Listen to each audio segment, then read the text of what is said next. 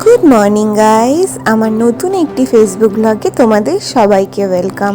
হ্যাঁ, এতদিন আমি অবশ্য গান সেট করে দিতাম, বাট আজকে থেকে আমি একটু নিজের ভয়েসে দেওয়ার চেষ্টা করছি। তো আজকে ছিল বুধবার, সকাল 7টা। তো সকালে উঠি চাউমিন বানিয়ে নিয়েছিলাম। আর হ্যাঁ, আজকে কিন্তু সব কাজ করার পালা আমার, কারণ আজকে মা বাড়িতে থাকবে না। মা সেই সকালবেলা ডাক্তার দেখাতে যাবে আর এই সন্ধ্যার সময় ফিরবে, তাই আজকে গোটা বাড়ির দায়িত্ব আমার কাঁধে। তো সকালবেলা আজকে ভেবেই রেখেছিলাম এই টিভির সেলফটা না কবে থেকে পরিষ্কার করা হয় না, তাই একটু সকালবেলা উঠে একটু পরিষ্কার করে নিলাম। তারপরেই সকালের রান্না, আমার পাপার যেহেতু সকাল সকাল একটু তাড়াতাড়ি খায়, স্কুলে যায় দেখে, তো সকাল সকাল আমি একটু রান্নাটা তাড়াতাড়ি চাপিয়ে দিতে হয় আমাদের বাড়িতে।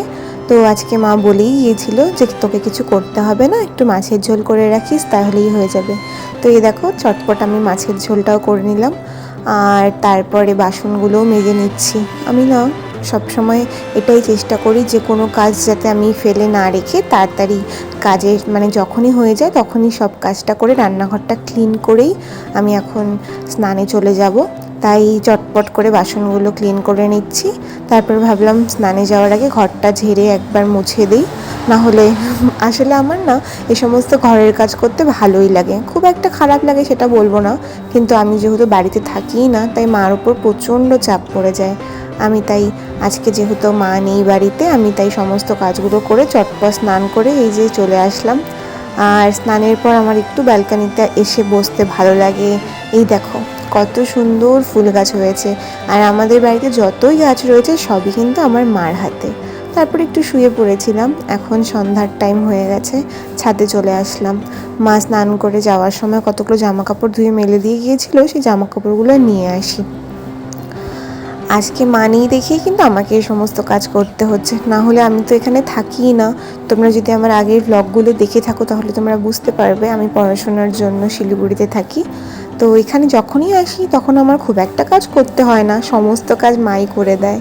তারপরেই সন্ধ্যাবেলা চলে আসলাম কিছু একটা স্ন্যাক্স বানাতে। আজকে যেহেতু আমার কাঁধে সমস্ত দায়িত্বটা, তাই আমি ভাবছি কিছু কিছু ভালো করেই ভাইকে আর বাবাকে বানিয়ে খাওয়াই।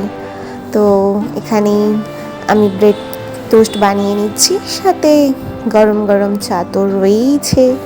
আর ভাবলাম শুধু ব্রেড টোস্ট বানাবো, তার সাথে একটু স্যান্ডউইচের মতো একটু বানিয়ে নিই, যাতে সবার খেতেও ভালো লাগে। আর এই জিনিসটা কিন্তু আমার খুব প্রিয়।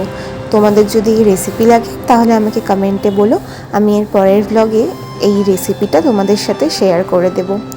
এরকম ব্রেড টোস্ট স্যান্ডউইচের সাথে চা খেতে কিন্তু খুব ভালো লাগে। তারপরে এতক্ষণে মা চলেই এসেছে, মাকে বললাম থাক তোমাকে আর রাত্রে রান্না করতে হবে না মা, আমাকে বলো আমি করে দিচ্ছি। তো মা বললো ঠিক আছে রুটি কর।